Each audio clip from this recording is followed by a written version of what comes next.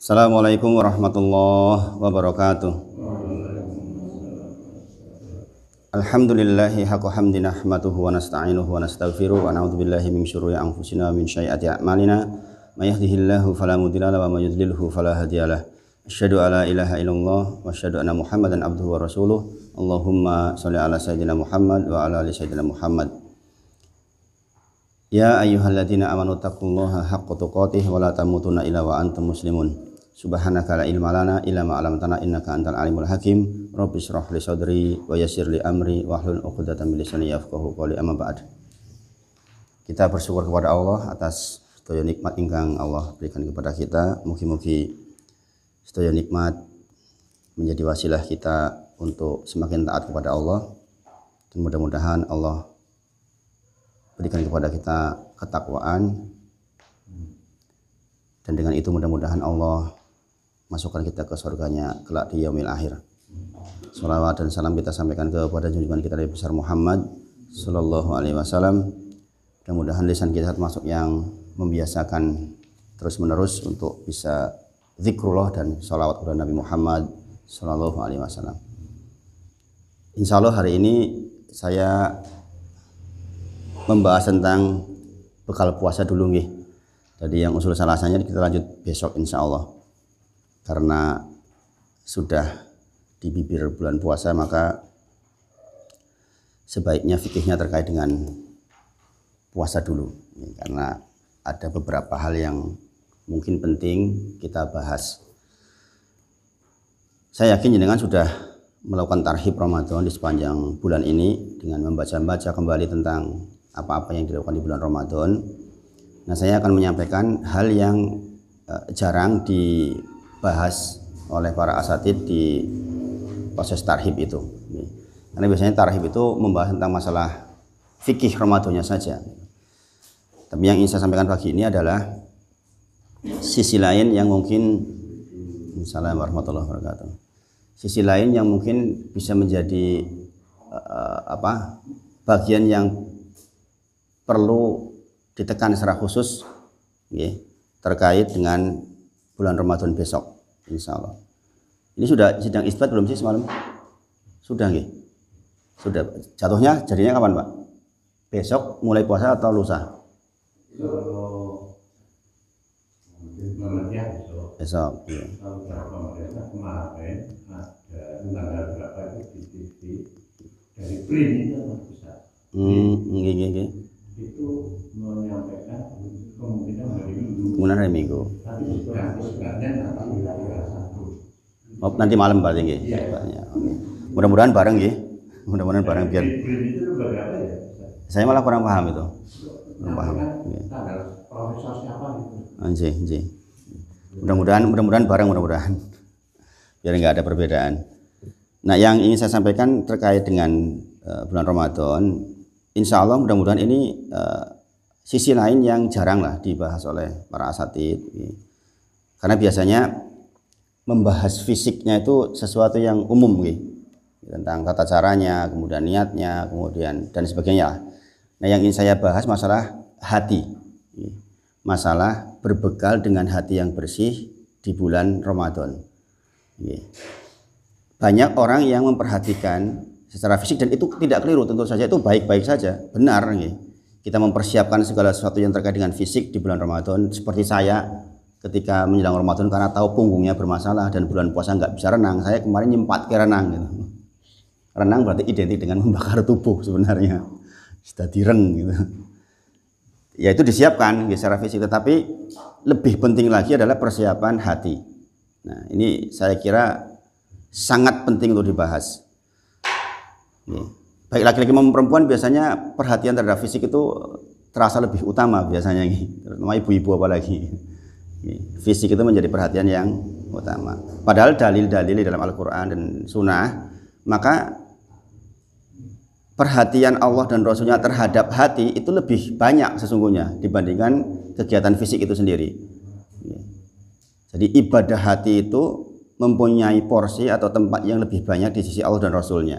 Maka kita menghadapi bulan puasa yang sangat agung ini, kita berharap betul bagian yang menjadi porsi lebih banyak itu oleh Allah dan Rasulnya, itu kita dapat porsi yang dapat posisi yang baik.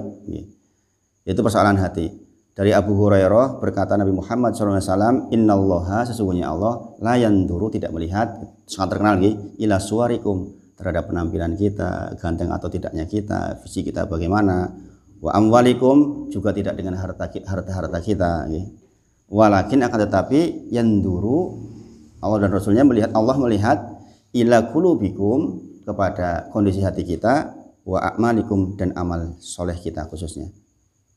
Nah, ini dari hadis ini aja kita tahu bahwa perhatian Allah terhadap qulubikum, terhadap hati kita, itu lebih utama. Bahkan seperti dikatakan innallaha la yanduru, sesungguhnya Allah enggak melihat ila suwarikum, kepada penampilan fisik kita, wa amwalikum, juga dengan tentang harta-harta kita. Walakin akan tetapi yanduru, Allah melihat ila qulubikum wa a'malikum, melihat kepada hati kita dan amalan kita. Maka bulan agung ini kita tekan di bagian ini maksudnya, agar tidak seperti puasa-puasa sebelumnya. Mungkin ya sudah sih, puasa sebelumnya kita sudah melakukan itu tapi dengan pemahaman ini saya berharap ada penekanan lebih lagi, meningkatkan kualitas puasa di bulan ini itu lebih dari yang lalu. Maka saya anggap di antara tarhib menyambut Ramadan yang paling utama justru pembahasan ini. Ketika saya diminta untuk menyampaikan tentang tarhib Ramadan, maka ini yang saya tekankan. Nah, di antara amal yang agung, afdolul amal adalah bersihnya hati. Ini juga jadi bahan perhatian. Banyak orang menganggap bahwa amal itu ya sholat, zikrullah, kemudian itu tentu saja itu amal yang afdol juga. Tetapi di antara seafdol amal adalah kebersihan hati, qalbun salim. Dan qalbun salim itu menjadi bagian doa para nabi. Kita tahu ihdinas siratal mustaqim. Kita disuruh minta kepada Allah jalan yang lurus. Jalannya siapa dia? Dalam surah An-Nisa dikatakan jalannya para nabi, para siddiqin, para mujahid, para orang-orang soleh. Berarti ketika ada perbuatan para nabi, kita wajiblah untuk meniru. Nah, ternyata doa meminta kebersihan hati itu adalah doanya para nabi. Maka kita mengikuti. Contohnya misalnya dalam surah Asy-Syu'ara surah ke-26, kata Nabi Ibrahim alaihissalam, wala tuhsini yauma tub'atsun. Ya Allah, saya mohon kepada Engkau, jangan kau hinakan aku di hari kebangkitan kelak. Maksud di sini adalah tuhsini, jangan dihinakan, maksudnya jangan hatinya itu kecampuran atau berpenyakit, khususnya syirik di dalam ayat ini. Di lanjut ayatnya dikatakan yauma, hari di mana layang fa'u, tidak bermanfaat, malun, harta-harta kita, wala banun, anak-anak kita. Jadi visinya para nabi itu sudah jauh sekali tentang kehidupan setelah kematian.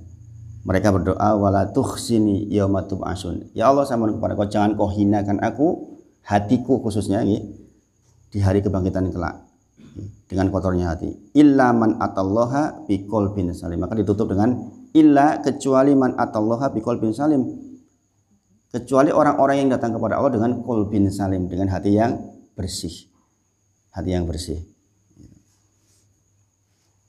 Jadi menjelang Ramadan ini, apalagi sudah masuk besok, itu kita benar-benar punya porsi untuk total kebersihan hati, maksudnya. Bagaimana kita menghadapi Ramadan dengan hati yang total bersih. Penyakit hati macam-macam.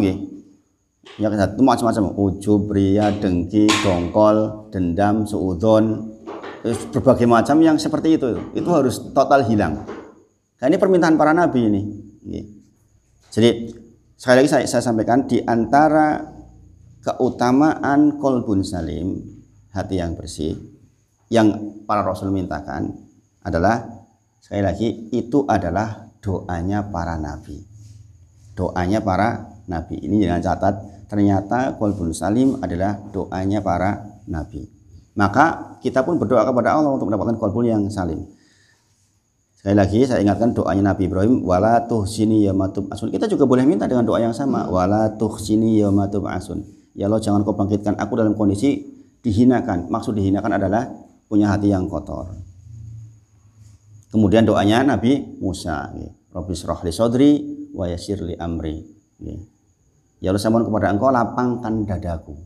Lapangkan dada di berbagai macam kesempitan, kotornya hati. Itu doanya Nabi Musa alaihissalam. Kemudian doanya Nabi Muhammad SAW adalah waslul. Waslul itu apa? Cabutlah sahimata qalbi, penyakit-penyakit hati dari hatiku. Itu permintaannya Rasulullah. Waslul sahimata qalbi. Ya Allah, saya mohon kepada Engkau cabutlah penyakit hati dari hatiku. Ini permintaannya Nabi Muhammad SAW.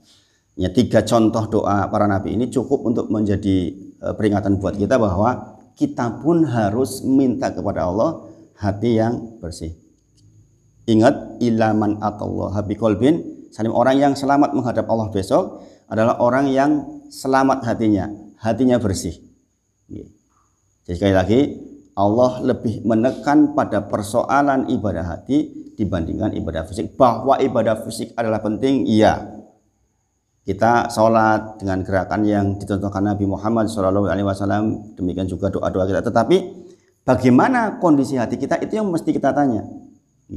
Maka yang hadis yang pertama tolong kalau bisa dihafal maknanya. Innallaha, sesungguhnya Allah, la yanduru, tidak melihat, ila, kepada suwarikum, fisik kita, harta kita, kekayaan kita, ganteng atau tidaknya kita, wa amwalikum, juga kekayaan kita kaya atau tidak. Kalau Allah melihat hanya bagian itu, betapa tidak adilnya Allah. Banyak orang yang nggak ganteng, banyak orang yang nggak kaya kan. Walakin akan tetapi yang dulu Allah melihat ila, kepada kulubikum, kondisi hati kita, wa akmalikum, dan amal-amal kita. Maka kita minta kepada Allah, sekali lagi sebagaimana doa para nabi, kita berdoa kepada Allah mendapatkan qalbun salim. Kalau kita berdoa dengan ya Allah, saya mohon kepada Engkau qalbun salim. Ya Allah, saya mohon kepada Engkau agar suatu ketika saya menghadap kepada Engkau dengan qalbun salim. Kita mintakan, ya Allah, saya mohon kepada Engkau agar puasa besok saya dalam kondisi qalbun salim. Karena yang fisik-fisik nanti itu akan menjadi bermanfaat ketika kita benar-benar hatinya bagus, bersih. Kemudian di antara keutamaan qalbun salim adalah ciri penduduk sorga. Kita ingin masuk sorga, setiap kita ingin masuk sorga. Dan ternyata ciri penduduk sorga adalah qalbun salim. Disebutkan setidaknya di dalam 2 surat, di dalam surat Al-A'raf dan surat Al-Hijr. Surat Al-Hijr ayat 47 kalau nggak keliru. Tentang wa naza'na ma fi sudurihim min ghillin. Ghillin itu apa? Perasaan dengki, perasaan dendam. Wa naza'na, dibuang dari mereka, ma fi sudurihim min ghillin, dari perasaan dendam, perasaan dengki, perasaan suudon, perasaan enggak nyaman, perasaan enggak enak dengan orang-orang yang menjadi penduduk surga. Tajri min tahtihimul anhar. Di dalam surah Al-Hijr 47 sama ini, wa naza'na ma fi sudurihim min ghillin ikhwanan ala sururim mutaqabilin. Sampai mereka ikhwanan, menjadi saudara semuanya penduduk surga itu, dan mereka duduk di depan-depan sambil berhadap-hadapan. Paham maknanya nggih?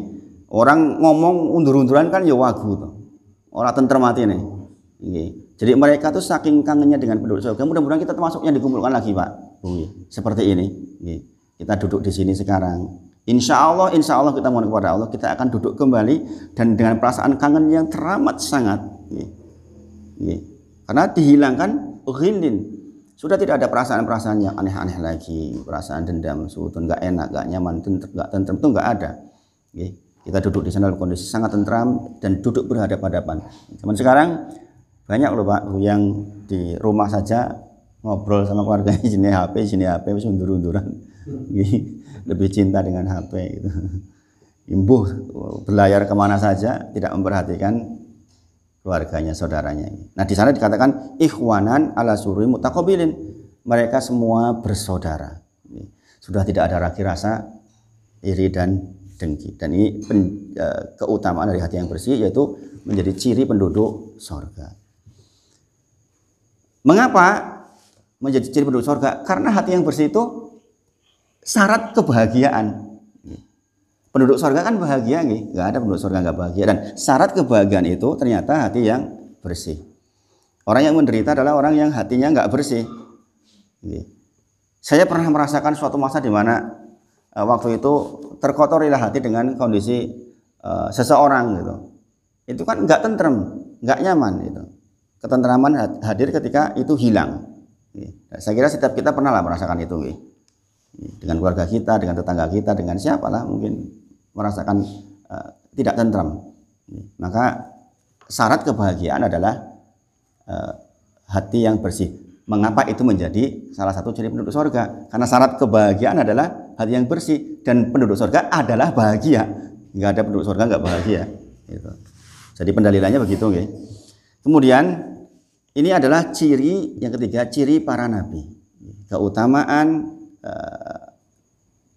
qalbun salim adalah ciri para nabi.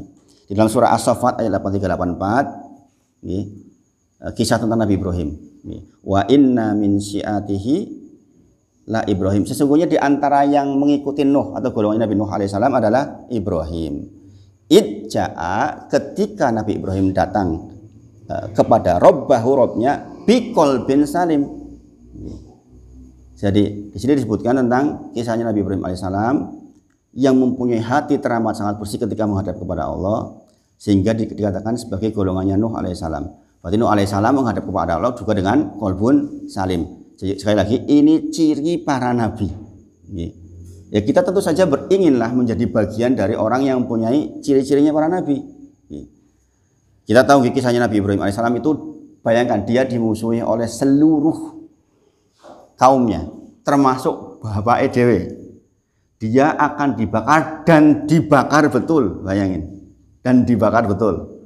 Bukan cuma niat dijahati, ini dijahati betul oleh seluruh kaumnya kecuali istrinya. Bayangkan. Jenengan kebayang nggak seseorang jenengan dimusuhi wong sak kampung. Kemudian jenengan merasa dibakar lebok atau diasingkan di suatu tempat, dan diasingkan betul, orang mau ngomong tok. Kok neng tempat yang jenengan nggak kenal siapa-siapa, nggak ada siapa-siapa, jenengan disiksa lah istilahnya. Dan Ibrahim itu mengalami ini, niat dibakar dan dibakar betul. Kita tahu sejarahnya. Apa yang dikatakan kepada kaumnya setelah dibakar? Nggak ada dendam sama sekali. Ini kalau orang yang nggak bersihnya, hatinya nggak bersih banget, kalau muslim nggak bakal bisa nih. Apa kata Ibrahim? Inna muhajiron ila robbi. Kata Ibrahim ketika keluar dari setelah dibakar api itu, dia nggak mengatakan, wah kurang ajar kalian, wah tak. Minta kepada Allah supaya hancur kalian, enggak. Dia hanya mengatakan inna muhajirin, saya akan pergi menuju Robku. Dah ditinggalin, enggak pakai ngancem-ngancem. Bayangkan kalau kita yang digituin, oh ngamuk-ngamuk itu. Nah, betapa Nabi itu punya qalbun salim, punya hati yang bersih. Nah kita Ramadan kalau bisa niru begitu kan, ini kan susah, tapi kita tahu ini informasinya valid seperti ini. Maka usaha terbesar kita di bulan Ramadan diantaranya adalah qalbun salim. Minta kepada Allah agar punya qalbun salim, sehingga kualitas Ramadan kita itu benar-benar luar biasa. Kalau dulu kita hanya belajar tentang tata cara atau fikih tentang puasa, maka hari ini saya ingin menekan bagian ininya, supaya lebih berkualitas puasa kita. Maka Allah juga mensifati Ibrahim alaihissalam dengan inna Ibrahima lahalimun awahumunib. Halim itu adalah orang yang sabar dan gak cepat marah. Itu yang disifatkan oleh Allah kepada Nabi Ibrahim. Dia adalah orang yang halim. Nah kita minta kepada Allah, demikian juga hati kita besok di bulan puasa, punya hati yang halim, hati yang benar-benar sabar sekali. Apa yang dilakukan Ibrahim alaihissalam ketika ada yang mengganggu kepada dia? Dia mengatakan hadakallah, semoga Allah kasih hidayah kepadamu. Gitu. Bukan berarti kita sombong, saya sudah dapat hidayah, sok-sokan, bukan. Pokoknya ini kebaikan. Gitu. Ketika ada orang yang mengganggu kita, mengganggu zaman sekarang macam-macam. Gitu. Kalau dulu kan mungkin langsung, gitu. Sekarang lewat medsos kah, lewat apapun lah yang berpotensi membuat kita terganggu, maka dikatakan hadakallah, semoga Allah memberikan hidayah kepadamu. Ibrahim itu diusir dari tempatnya, sampai harus pergi ke tempat lain. Demikian juga ketika Sarah dan Hajar, punya dua istri, istrinya bertengkar. Apa yang dilakukan Nabi Ibrahim? Enggak kemudian marah-marah kepada keduanya, enggak. Karena qalbunya salim, kalbunya bersih, selamat, maka dia termasuk orang yang sabar saja menghadapi situasi itu. Mudah-mudahan kita termasuk yang demikian. Kemudian ciri para nabi, Nabi Muhammad SAW dikatakan di dalam Al-Quran, alam nasroh laka sodrok, kata Allah, bukankah aku telah lapangkan dadamu. Jadi Rasulullah dilapangkan dadanya dengan apa? Qalbun salim, dengan hati yang bersih. Jadi sekali lagi ini ciri para nabi. Bagaimana tidak Rasulullah dikatakan qalbun salim? Bayangkan, dia itu datang ke Taif, yang menyambut siapa? Orang gila dan anak-anak zaman dulu. Kalau kita datang ke sebuah tempat kok yang nyambut wong edan karo anak-anak, itu penghinaan di atas penghinaan. Orang dianggap maksudnya itu. Seharusnya kan disambut oleh tokohnya, ketua kaumnya. Nah ini yang suruh menyambut Nabi Muhammad SAW itu anak-anak karo wong edan. Itu rasanya kayak apa tuh? Dihinakan di atas kehinaan, luar biasa. Orang-orang Arab kan para penyair ya. Jadi kalau apa-apanya itu lembut gitu. Sehingga penghinaannya pun nusuk banget gitu. Tetapi ketika kemudian Rasulullah sampai berdarah-darah, didatangkan 2 malaikat penjaga gunung, diizinkan oleh Allah untuk angkat gunung yang 2 itu untuk diembruk ke Taif. Apa permintaan Nabi Muhammad SAW? Ya Allah, jangan. Saya minta kepada Engkau ya Allah agar dari sulbi-sulbi mereka muncul orang-orang yang mentauhidkanmu, dan terbukti sampai hari ini dari Taif begitu banyak para ulama. Dahsyatnya doa Nabi Muhammad SAW justru di saat dihinakan, di saat disakiti baik hati maupun fisik, doanya saya mohon kepada Engkau ya Allah dari sulbi-sulbi mereka.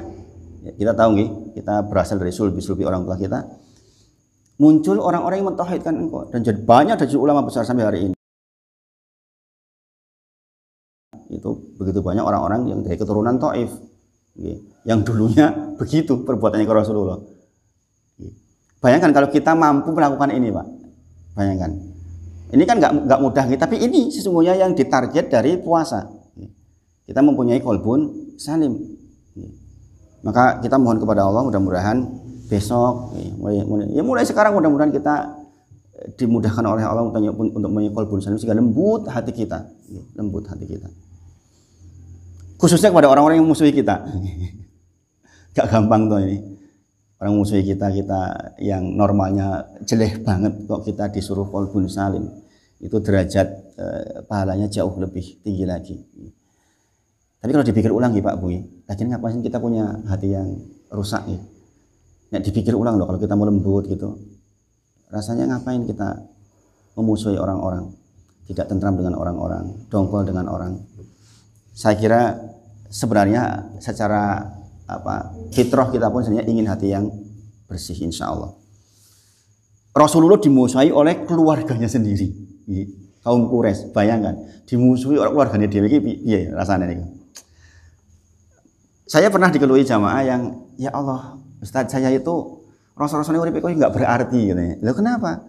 Saya nih dimusuhi tonggo, dimusuhi wong liya, ini keluargaku dhewe musuhi saya. Saya tuh salahnya apa ya? Kok saya rasanya nggak bermanfaat banget hidup ini gitu. Ya, orang dimusuhi orang lain itu sakit, tapi dimusuhi keluarganya sendiri lebih sakit nih. Jadi kan dimusuhi putra panjenengan coba. Lorone kaya apa niku? Loro banget. Sakitnya tuh di sini. Loro banget nih. Gitu. Makanya dan Rasulullah alami itu. Bayangkan Rasulullah mengalami sebuah keadaan di mana dia disakiti oleh keluarga besarnya sendiri. Subhanallah. Sampai Allah mengatakan kepada mereka, wala tahzan alaihim, diabadikan oleh Allah. Nabi Muhammad, jangan kau terlalu bersedih atas mereka, keadaan mereka. Di dalam surah Al-Kahfi misalnya, fala'alaka bahi'un nafsaka ala asarihim ilam yu'minu bihadzal hadisi asafa. Itu Allah mengabadikan Rasulullah itu sangat bersedih kepada keadaan keluarganya, karena keluarganya nggak mengimani Al-Quran, maksudnya nggak menerima dakwahnya, buru-buru mengimani dakwahnya, malah menghinakannya. Loro di atas loro, sakit di atas sakit. Makanya demikian Rasulullah telah terjadi kepadanya tentang hal semisal ini. Kalau kita kok mengalami, tetap jaga qalbun salim saja, gitu. Karena yang diajarkan oleh Rasulullah demikian. Sampai Allah pun ingatkan, jangan terlalu sedih kepada mereka. Misalnya kalau kita anak kita atau orang tua kita atau saudara kita kok nggawe loro, jangan terlalu sedih. dengan yang demikian. Karena di dalam Al-Quran juga sudah dilewatkannya sedemikian. Maka sekali lagi, qalbun salim adalah ciri para nabi. Barusan saya ceritakan kisahnya Nabi Ibrahim dan Nabi Muhammad SAW, bagaimana mereka mendapatkan hati yang salim. Kemudian yang keempat, di antara keutamaan qalbun salim adalah merupakan sifat orang soleh. Kita tidak sampai derajat nabi, tapi kita berharap menjadi orang yang soleh, yang disebutkan oleh surah An-Nisa tentang siratal ladzina an'amta alaihim, yaitu jalannya orang-orang yang kepada mereka diberi nikmat, di antaranya adalah jalannya orang soleh. Maka kita minta kepada Allah, demikian juga kita menjadi orang yang soleh. Yang ternyata orang soleh itu mempunyai ciri, di antaranya adalah qalbun salim lagi. Berkata Sofyan bin Dinar kepada Abu Bisr, salah satu ulama salaf. Ini perkataan Sofyan bin Dinar. Kata Sofyan bin Dinar, ahbirni an a'mali man kana qablana. Kabarkan kepadaku tentang amal orang-orang soleh sebelum kita. Sofyan bin Dinar mengatakan kepada Abu Bisr, tolong kabarkan ke saya amal orang-orang soleh sebelum kita. Apa yang mereka lakukan? Kata Abu Bisr, kana ya'maluna yasiron wa ya'jaruna kasiron. Mereka sesungguhnya gak terlalu banyak melakukan amal-amal yang soleh, tetapi mereka punya pahala yang besar atas amal yang sedikit itu. Sejujurnya kita amalnya nggak terlalu banyak tuh ya Pak. Ini kita sholat tahajud aja mungkin hanya rutin 11 rakaat aja kadang-kadang berat di hari-hari biasa gitu. Paling-paling witir ping telu. Ya ini saya jujur demikian juga saya kadang-kadang lagi males banget ya kepeksone mung witir. Itu. Ya demikian kita. Orang soleh zaman dulu pun mungkin sebagian ada yang sesungguhnya amalnya tidak teramat sangat banyak, tetapi dengan amal yang sedikit itu pahalanya sangat besar.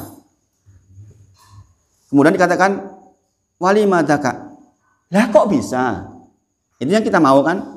Kita berharap setiap amal yang kita lakukan walaupun sedikit, yang tentu saja kita amalnya sedikit dibandingkan orang-orang yang soleh dulu, menghasilkan pahala yang besar. Kata Abu Bisr, li salamati sudurihim. Karena yang orang-orang soleh itu setiap amalnya selalu selamat hatinya. Gitu. Jadi hatinya selamat berarti dia benar-benar totalitas hanya untuk Allah. Tidak ada perasaan-perasaan lain. Kualitasnya kualitas di hatinya luar biasa. Gitu. Jadi nggak ada penyakit sama sekali di hatinya. Sehingga setiap amalnya membuahkan pahala yang sangat besar. Li salamati sudurihim. Karena hati mereka adalah hati yang bersih. Jadi sekali lagi ini ciri orang soleh. Iyas bin Muawiyah bin Qurrah an abihi, dari Iyas bin Muawiyah dari bapaknya meriwayatkan kana afdoluhum indahum al-madin. Kata Iyas bin Dinar, di antara amal yang afdol yaitu selamatnya hati dan sedikitnya ghibah. Amal yang afdol adalah selamatnya hati dan sedikitnya ghibah. Ini bersambung ya teman-teman. Orang yang hatinya selamat, dia pasti akan menjaga lisannya untuk tidak banyak ghibah. Ini sudah sepaket. Kenapa? Karena dia nggak punya perasaan aneh-aneh kepada orang lain, nggak pernah perasaan punya suudon, dendam, ujub, tinggi hati, dan semacam itu yang penyakit hati itu semua tuh nggak ada. Kemudian di dalam hadis kata Rasulullah, mukmin terbaik adalah yang paling bersih hatinya. Tentu saja ada banyak pokok-pokok pembahasan terkait dengan mukmin yang baik.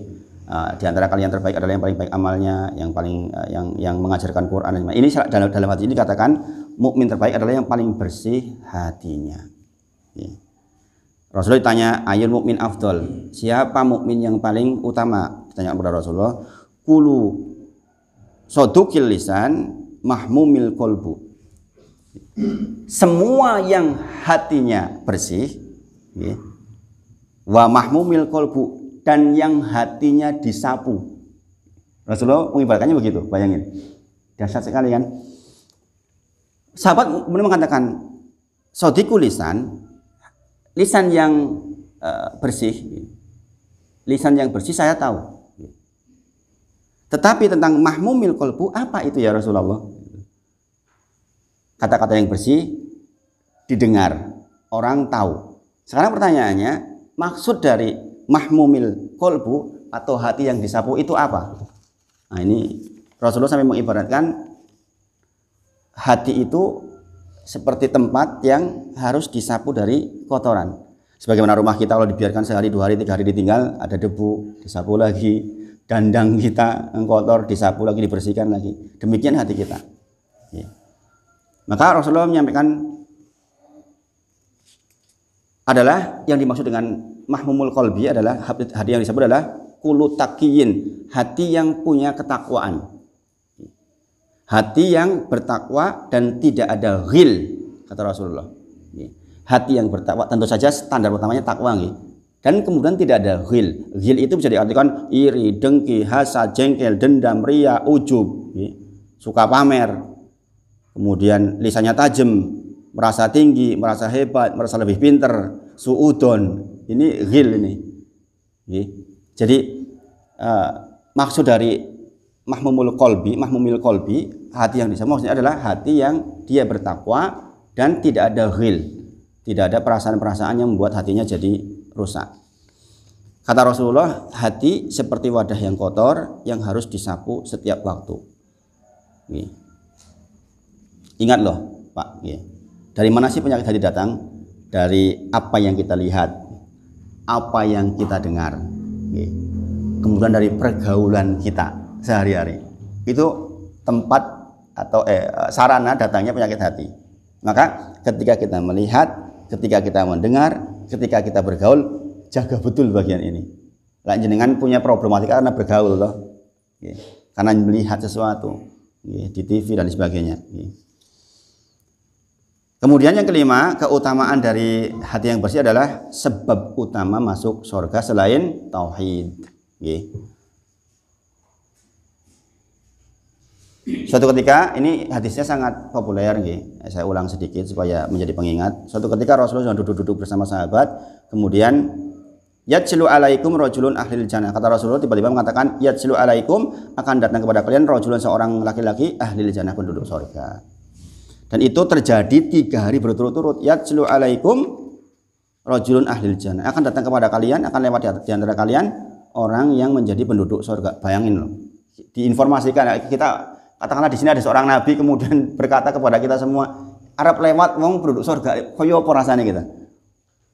Pengen banget ngerti toh. Ini orang apa toh gitu. Nah, kemudian Abdullah bin Amr bin Al-As penasaran dan dia mengatakan, saya ingin tidur bersamamu selama 3 hari karena saya ada masalah dengan orang tua saya, bolehkah? Boleh. Ternyata selama 3 malam itu enggak ada yang istimewa. Enggak ada yang istimewa. Ini jadi bertanya-tanya kan, ini orang ngapain, kenapa kok disebutkan masuk surga? Maka kemudian dia bertanya, sesungguhnya saya nggak punya masalah dengan orang tua saya, hanya saja engkau disebut oleh Rasulullah selama 3 kali berturut-turut, katanya engkau penduduk surga. Saya melihat ibadahmu kok biasa-biasa saja. Maka kemudian orang itu mengatakan, ya seperti yang kamu lihat, seperti ini saya, nggak ada yang aneh-aneh. Satu yang diperhatikan oleh Abdullah bin Amr bin Al-As adalah ketika bangun memuji Allah, itu aja. Orang ini ketika bangun di malam hari, dia memuji Allah. Ya ini normal-normal saja ya. Kita bangun alhamdulillah. Itu saya kira normal-normal saja, nggak ada yang istimewa. Maka kemudian ketika hendak pulang dikatakan tidak ada sesuatu yang istimewa yang sebagaimana yang kau lihat, hanya saja saya tidak pernah hasad dan dengki. Ini terkait dengan kebersihan hati kan. Saya nggak pernah hasad dan dengki. Hasad terhadap pemberian Allah pada orang lain, kita hasad, nggak ada sedikit pun di situ. Sekali lagi ini terkait dengan persoalan kebersihan hati. Maka kemudian Abdullah bin Amr bin Al-As jujur, lah ini yang saya susah melakukan. Banyak amal bisa dilakukan, sholat tahajud, sholat malam, zikir, kemudian beribadah-beribadah yang lain, sedekah, tetapi bagian ini adalah bagian yang teramat berat yang kami sendiri susah mendapatkannya. Ini sahabat loh ini. Jadi kalau kita mengatakan saya bisa, itu hati-hati, koreksi lagi, jangan-jangan keliru gitu. Karena Abdullah bin Amr bin Al-Ash saja mengatakan bagian ini yang sulit sekali. Tidak hasad, tidak dengki. Ini harus benar-benar menjadi pelajaran buat kita. Kemudian yang keenam, di antara keunggulan atau keutamaan hati yang bersih adalah syarat hidup bahagia. Nah ini saya kira sudah dibahas. Syarat hidup bahagia. Nah sekarang apa hubungannya dengan Ramadan kita? Apa hubungannya dengan Ramadan kita? Ternyata puasa juga di samping untuk mendapatkan ketakwaan, ternyata didahului dengan kebersihan hati. Di antara target puasa, efek puasa adalah bersihnya hati. Dalam riwayat Imam Ahmad dari Yazid bin Abdullah bin Sihir al-A'rabi, qala Rasulullah SAW, Rasulullah bersabda, saumi sahri sabr, puasa di bulan yang penuh kesabaran, mungkin bulan yang panas, intinya bulan dimana kita butuh sabar lebih. Wasalasati ayam, dan puasa 3 hari di bulan, setiap bulan yang dilaksanakan oleh puasa tengah bulan itu min kulli syahrin, di setiap bulannya yudhibna wahros sodri, maka dia akan membersihkan hati kita dari wahros. Wahros itu, wahros atau wahroh itu kata Rasulullah, maksudnya adalah cacing, seperti cacing yang lengket di tanah itu loh. Wahroh itu cacing yang semacam cacing lah yang lengket di tanah. Jadi orang kalau udah kemasukan penyakit hati itu seperti itu kondisinya. Penyakitnya itu seperti cacing yang lengket loh, harus diambil, dikelekep. Nah di antara yang bisa ngelekep itu adalah puasa kita. Maka yang bisa puasa tengah bulan itu Masya Allah. Di antara fungsi puasa adalah diantaranya adalah ngelentek wahros sodri, yaitu penyakit hati. Apapun bentuknya penyakit hati itu, ini diibaratkan seperti cacing yang lengket di tanah ini, susah diambil itu. Masya Allah. Sekali lagi, kalau sudah masuk ke dalam hati, ingat-ingat itu seperti lengket yang harus kita ambil dengan susah payah. Maka Rasulullah juga bersabda, wa idza kana yaumi syami ahadikum, jikalau engkau dalam kondisi puasa, wala yarfus wala yafsuk wala yaskhaf. Ketika engkau puasa jangan teriak-teriak. Jangan ngomong ranggenah, jangan berkata kotor, jangan teriak-teriak. Itu kan bagian dari kebersihan hati. Ora gampang nesu. Apalagi zaman sekarang, zaman media sosial, di mana kita bisa bertengkar di media sosial, goro-goro urusan dunia, goro-goro pilihan beda, goro-goro ngurus pemerintah yang kita nggak bisa apa-apa sebenarnya. Kita bertengkar, kayak gini orang ini sih, bela-bela kita, ora karu-karuan. Bagian itu hilangkan itu di bulan Ramadan. Ngapain coba? Nggak ada manfaatnya blas. Maka dikatakan wa idza kana yaumi syami ahadikum, nek panjenengan sedang puasa, wala yarfus wala yafsuk wala yaskhaf. Jangan berteriak-teriak, jangan berkata-kata kotor, jangan bertengkar di bulan puasa. Itu buah dari hati yang bersih. Wa in sabahum, jikalau ada orang yang mencaci, boleh bayangin. Ini musuh datang ini, ujian, setan. Ao qataluhum, atau ngajak bertengkar, katakan ini mru'um shaim, saya lagi puasa. Nah, besok begitu kalau jenengan diajak dicaci maki, diajak bertengkar, aku lagi puasa, ngomongi bae. Bukan begitu nggih. Saya lagi puasa. Jangan mau diajak bertengkar. Rasulullah juga bersabda, ruba shaimin laisa lahu min siyamihi ila ju'u wal atas. Banyak orang yang puasa tidak dapat apa-apa dari puasanya kecuali ju'u wal atas, kecuali lapar dan dahaga. Naudzubillah. Ruba qaimin, banyak orang yang qaimin melakukan salat malam, salat tarawih. Laisa lahu min qiyamihi, tidak mendapatkan apa-apa dari qiyamnya illa sarwat ta'ab, kecuali letih dan begadang saja. Naudzubillah. Ikan apa? Gak kolbun salim. Makanya saya sekali lagi, ini pembekalannya saya kira penting untuk menghadapi Ramadan kita. Semua yang lain-lain sudah kita pelajari insya Allah. Tapi bagian ini ditekan agar kita punya kualitas yang baik di puasa kita. Rasulullah juga bersabda, salah satu latur faulahum salatuhum fauquru simsibron. Ada 3 golongan orang yang tidak diangkat sholatnya nggak diangkat salatnya. Fauqurun sibron, walaupun sejengkal sibron di atas kepalanya. Orang munggahnya Gusti Allah. Bayangkan, siapa dia? Di antaranya adalah seorang yang mengimami kaumnya, tetapi dia nggak dianggap oleh kaumnya karena buruknya hatinya, buruknya sifatnya. Ngomongannya tajam. Jadi ini ono wong ngimami, jadi imam, jadi pemimpin maksudnya di sebuah tempat. Ini sing dipimpin kira seneng banget sebab dek iki bukan sebab diadakan nggih. Kalau misalnya masyarakatnya yang ngawur ya cerita lain. Tapi kalau ini orang memang benar-benar tajam lisannya, buruk hatinya, maka ini orang yang nggak diangkat sholatnya. Juga diantaranya adalah wa akhwani mutasoriman, dua saudara yang saling bertengkar tuh nggak diangkat loh Pak sholatnya. Bayangkan itu masalah kolbun salim lagi kan, masalah kolbun salim jadi kan dengkluk sholat diangkat sholatnya goro-goro wa akhwani mutasoriman, karena jenengan sedang bertengkar, sedang dendam-dendaman, sedang tidak nyaman dengan saudara panjenengan. Maka selesaikan ini sebelum Ramadan. Bisa jadi sholat kita, puasa kita nggak kepake gara-gara akhwani mutasoriman. Ini diselesaikan Pak sebelum Ramadan datang. Sekali lagi, salah satu latul fa'ulahum salatuhum faqur'in sibron, diantaranya adalah wa akhwani mutasoriman. Na'udzubillah. Mutasoriman. Kemudian kita tahu Rasulullah juga bersabda, yuftahu abwabul jannah fi kulli yaumin isnain wal khamis. Dibuka pintu surga setiap hari Senin dan Kamis.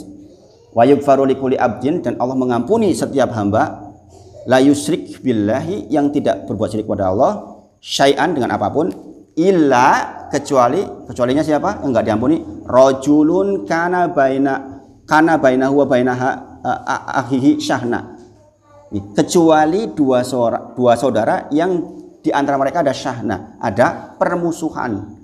Kepada mereka dikatakan fayuqul andiru hadaini. Kepada mereka dikatakan tahan, jangan diampuni, tahan, jangan diampuni, tahan, jangan diampuni 3 kali loh. Hatta yastoriha, sampai mereka berdamai. Bayangin. Sekarang jam berapa sih? Jam berapa Pak? Jam berapa? Yes. Diterusin sedikit. Sekali lagi, ternyata yang tidak mendapatkan ampunan setiap Senin dan Kamis siapa? Orang yang ada syahna, ada permusuhan di antara keduanya. Dikatakan andiru, jangan diampuni dulu, tahan, jangan diampuni dulu sampai mereka berdamai. Ini pentingnya kolbun salim. Bayangin, orang bisa berdamai kan karena kolbun salim. Karena nggak ada permusuhan lagi, nggak ada dendam-dendaman, nggak ada orang seneng, orang tentrem, itu nggak ada. Nah, sekali lagi, maka itu kita butuh usahakan. Lantas bagaimana caranya? Kita udah tahu manfaatnya, keutamanya. Caranya bagaimana kita mendapatkan kolbun salim? Pertama, berdoa. Selalu saya katakan ya, ad-du'a'u silahul mu'min. Doa itu adalah senjata utamanya seorang muslim. Maka ketika ada persoalan apapun, berdoa dulu. Saya yakin Pak, setiap kita punya soal lah, maka berdoa.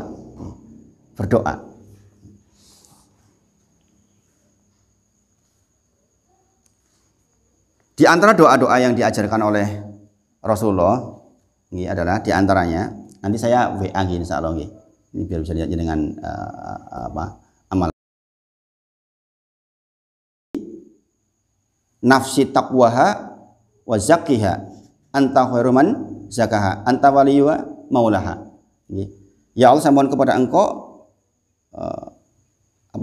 cabut penyakit hati dalam hatiku, karena sesungguhnya yang bisa mencabut, sebaik-baik pencabut dari penyakit hati adalah Engkau.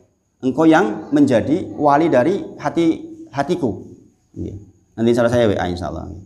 Ini Rasulullah ajarkan, ya Allah, saya mohon kepadamu, tolong cabut penyakit hatiku, karena sesungguhnya Engkau yang terbaik di dalam mencabut penyakit dari hatiku, dan Engkau lah yang menguasai hatiku. Kemudian yang sangat terkenal, ya muqallibal qulub sabit qalbi ala dini. Ini juga doa agar hati kita yang berbolak-balik ditetapkan di dalam agama ini. Di antaranya adalah qalbun salim. Orang yang berada di atas agama itu kan orang yang qalbun salim. Ya muqallibal qulub sabit qalbi ala dini. Kemudian Allahumma ini a'udzuka min qalbin la yakhsha. Pernah saya ajarkan dulu. Ya Allah, saya mohon kepada Engkau, saya berlindung kepada Engkau. Allahumma inni a'udzubika min qalbin, dari hati yang layah, saya enggak khusyuk. Lagi ngaji kelingan ngumah kelingan ngaji. Lagi punya anak dua, saya sering ajarkan ke istri, nek nang omah ki yo mikir anak sing nang omah, aja mikir anak sing nang pondok gitu. Durana longso, ada yang kebetulan rekan saya gitu, anak nang pondok mumet banget pikiran nang pondok. Sing nang omah seneni terus. Ini masalah. Allahumma inni a'udzubika min qalbin la yasa. Ya Allah, saya mohon kepada Engkau perlindungan dari hati yang tidak khusyuk, hati yang tidak salim. Okay. Kemudian kalau kita berangkat ke masjid, di antara doanya adalah Allahumma ij'al fi qalbi nuron, gitu kan. Kita akan berjalan ke masjid, kita mohon kepada Engkau, ya Allah, letakkan kepada saya hati yang bercahaya, dicahayai hatinya. Ini terkait dengan doa agar kita punya qalbun salim. Insyaallah saya WA. Kemudian Rasulullah juga berdoa waslul sahimata qalbi. Ya Allah, saya mohon kepada Engkau hilangkan penyakit hati dari hatiku. Waslul sahimata qalbi. Kemudian yang kedua, usaha kita agar punya qalbun salim adalah jangan suka dengar keburukan orang lain. Tutup pintu itu. Tadi kita punya potensi menjadi buruk hati karena dengar, lihat, bergaul. Maka jikalau tiga hal ini berpotensi untuk menjadikan kita berburuk sangka dengan orang lain, maka jangan sampai kita mendekatinya. Imam Ahmad di dalam musnadnya menyampaikan satu riwayat, Rasulullah menyampaikan, la yubalighuni ahadun min ashabi an ahadin syai'an. Saya nggak ingin, kata Rasulullah, saya nggak ingin salah satu sahabatku menyampaikan tentang si fulan. Rasulullah nggak suka itu. Rasul tuh nggak suka kalau ada sahabatnya datang kepada Rasul menyampaikan si fulan begini, nggak suka Rasulullah. Aku tidak ingin salah seorang sahabatku menyampaikan kepadaku tentang berita orang lain, nggak suka Rasulullah. Fa inni uhibu an akhruj ilaikum wa ana salimun sabr. Saya ingin ketika ketemu orang-orang para sahabat tuh dalam kondisi hatiku tuh selamat. Mau dikira ngerti kondisi dhek iki kepiye, sifat-sifat buruk. Kalau kita diberitahu oleh orang sifat buruk, seorang kita lah dados enggak nyaman gini apa nggih? Jenengan coba dikasih kabar. Oh, si fulan itu begini loh, Pak. Pasti ada rasa enggak tentrem dengan yang bersangkutan. Si fulan ki senengane ngapus misalnya. Jenengan ketemu sama orang yang bersangkutan pasti ada perasaan dibanding ketika jenengan benar-benar bersih enggak tahu apa-apa tentang dia. Ya enggak? Gitu. Kayak ki wong iki senengane ki nyerita-nyeritake misalnya. Kita ketemu dengan dia, pasti ada perasaan tidak tentram. Maka tutup pintu itu. Jangan suka dengar keburukan orang lain. Jangan malah menikmati. Ini katanya problemnya ibu-ibu sering menikmati pembicaraan yang terkait dengan keburukan orang lain. Na'udzubillah. Maka kalau ada datang orang pada jenengan, ini prakteknya nih. Kalau ada datang orang pada jenengan, saya mau cerita Pak pada jenengan tentang si fulan. Wis rasa cerita. Loh, ini versi saya ini untuk kebaikan, wis rasa. Kecuali kita diminta untuk memberikan nasihat, yang wajib buat kita memberikan nasihat. Ketika kita diminta, hak seorang muslim diantaranya adalah ketika diminta nasihat, menasihati. Maka kita boleh mengambil detail persoalan yang bersangkutan. Tapi ini awake dhewe mu diceritani tok ora kayak solusi lho, ngapain? Gitu, membebani pikiran kita saja, membuat hati kita jadi kotor, enggak qalbun salim. Naudzubillah. Kemudian di antara usahanya adalah yang ketiga, memberikan salam. Saling memberikan salam. Ini sudah saya biasakan insya Allah. Ini di sekitar saya sudah saya biasakan. Anak-anak, Abdul misalnya ketemu temannya, Assalamualaikum.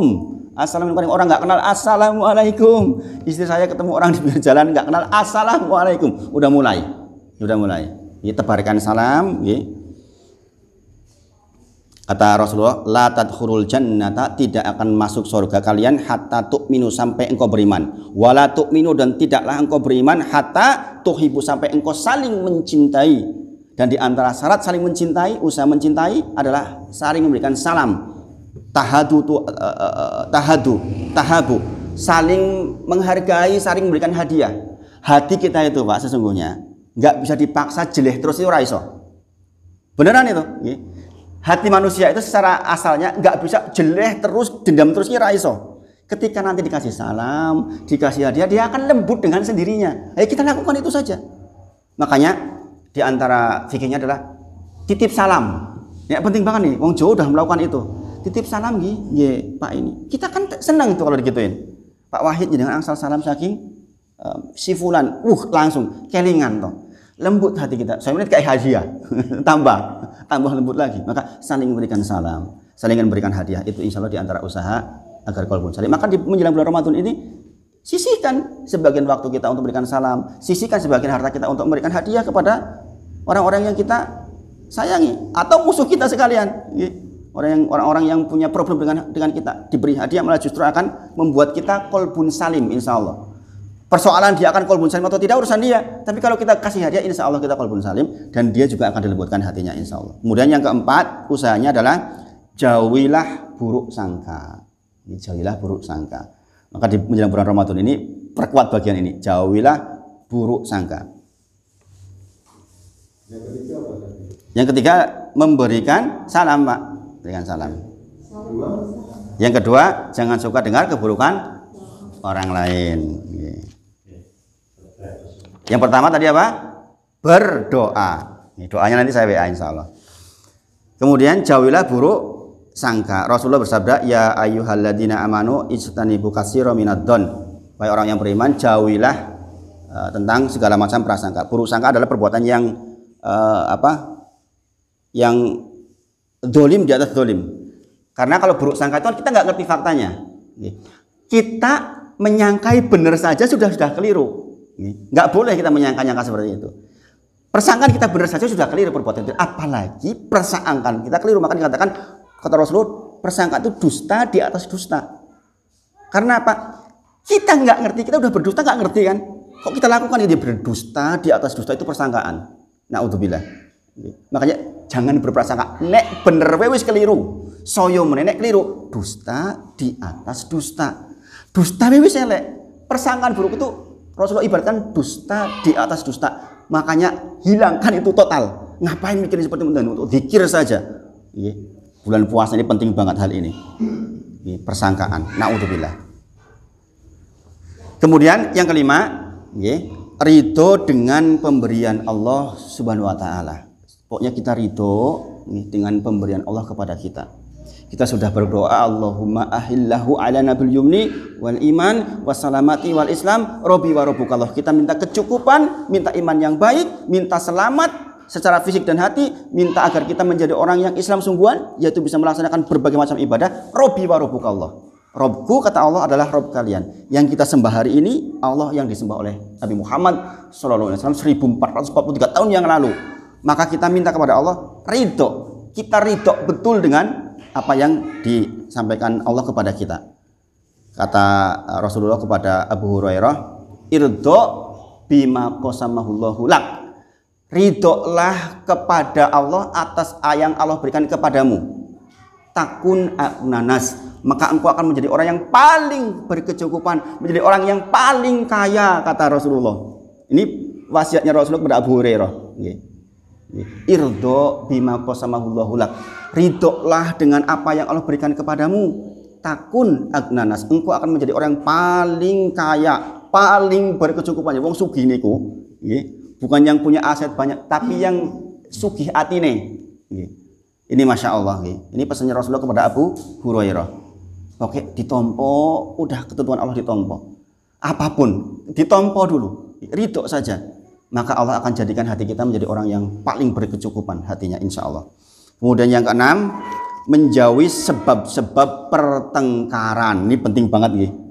Menjauhi sebab-sebab pertengkaran. Jangan sampai kita masuk grup WA kemudian bertengkar di grup WA orang karu-karuan. Hanya persoalan dunia sing boten cetha. Sekali lagi masalah pilihan lah, masalah ini enggak manfaat belas. Bayangin Pak, kita udah ngomong banyak banget. Ngaruh terhadap kebijakan pemerintah nggak ngaruh. Coba kita membicarakan si A, si fulan sampai bertengkar, nggak ngaruh apa-apa. Kecuali kita orang yang berkepentingan dan kita bisa mengubah kebijakan, it's okay, itu bagian dari tugas kita. Tapi kalau cuma obrolan ngomong dok sih, ngapain? Mending kepada ya Allah, saya mohon kepada Engkau agar pemimpin saya, agar para menteri dibukakan hatinya, disinari hatinya, membuat kebijakan yang baik, itu kan lebih tentrem, ya enggak? Maka kalau sampai jenengan masuk ke sebuah grup kok di situ ada pertengkaran, metu. Keluar saja dari grup itu. Gak usah di dalam grup hati kita kotor bulan puasa nih. Eman-eman.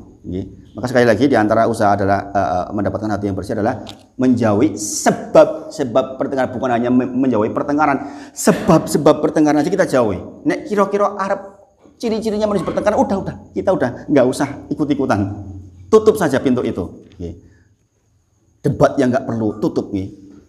Nah, kita tutup bagian itu. Nah, itu 6 usaha yang mudah-mudahan kita bisa lakukan untuk menghadapi bulan Ramadan, untuk mendapatkan hati yang bersih, yang merupakan salah satu bekal terbaik kita menghadapi bulan Ramadan. Dan mudah-mudahan benar-benar kita bulan Ramadan tahun ini berkualitas dibandingkan Ramadan sebelumnya, sehingga kita akan menghadap Allah dengan qalbun salim.